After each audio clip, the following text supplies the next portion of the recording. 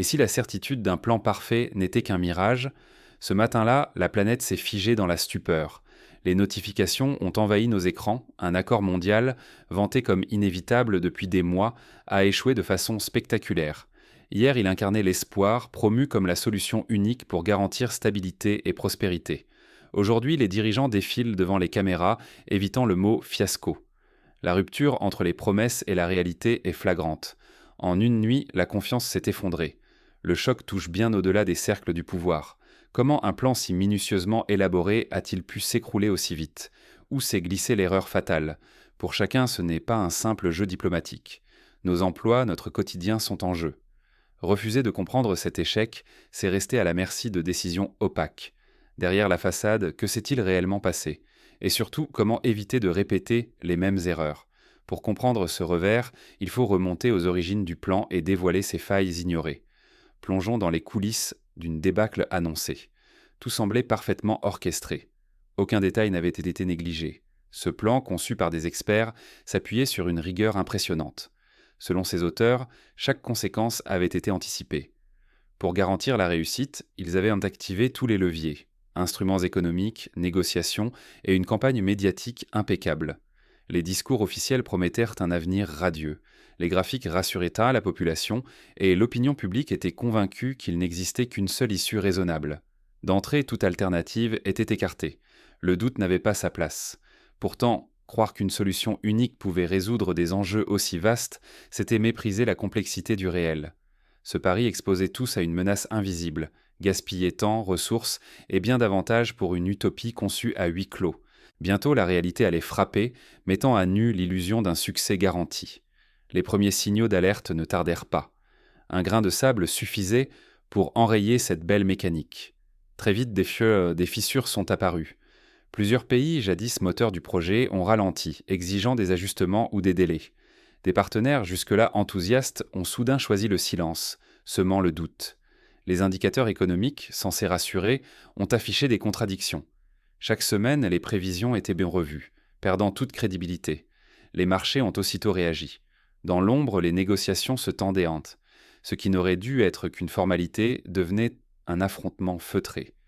Derrière l'unité affichée, chaque délégation défendait ses propres intérêts. La contestation ne pouvait plus être étouffée. Les médias pointaient en tête chaque écart entre promesses et faits, et la défiance gagnait la population. La question n'était plus comment réussir, mais pourquoi a-t-on ignoré les fractures? S'obstiner malgré l'évidence avait un coût, chaque jour creusait les pertes. Citoyens inquiets, gouvernements fragilisés, investisseurs fébriles, l'impact sapait l'idée qu'une seule solution pouvait convenir à tous. Là où tout devait s'aligner, la discorde éclate, et les conséquences s'accélèrent. Le rêve d'un accord universel vacille. Déjà, les regards se tournent vers les failles du système. Ce choc annonce une remise en question inévitable. Le réveil est brutal. Le plan international, présenté comme inévitable, s'est effondré. La planète vacille, la confiance disparaît presque du jour au lendemain. Les marchés, jadis stables, plongent dans la volatilité, semant panique et incertitude. Dans les rues, la colère gronde. Citoyens de tous horizons expriment leur frustration, confrontés à la hausse des prix et à l'impression d'être sacrifiés pour des décisions prises loin d'eux. Manifestations, débats enflammés, tensions, la crise s'invite dans chaque foyer. Les dirigeants changent de ton. Fini les certitudes, place à la prudence et à l'appel au dialogue. Les mots adaptation et compromis remplacent contrôle et inévitable dans les discours officiels. Un retournement s'opère, les pays qui avaient avant choisi la prudence, préférant attendre plutôt que s'engager à l'aveugle, s'en sortent mieux. Leur approche inspire soudain respect. Mais l'unité s'effrite, la fragmentation du monde s'accentue. Ce qui se joue dépasse la politique. L'avenir de sociétés entières est en péril. Un plan mal adapté peut briser des emplois et déstabiliser des millions de vies. L'échec rappelle que négliger la complexité du monde a un coût pour tous. Dans ce climat tendu, certains cherchent de nouvelles voies. L'heure n'est plus aux solutions universelles, mais à l'écoute et à l'adaptation. Ce n'est pas un simple revers, c'est un moment charnière.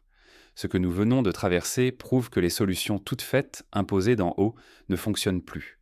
Le temps des recettes universelles touche à sa fin.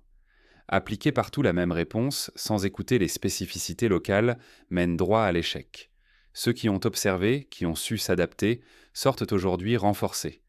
Les voix les plus sûres d'elles, qui criaient à la certitude, doivent maintenant expliquer l'échec.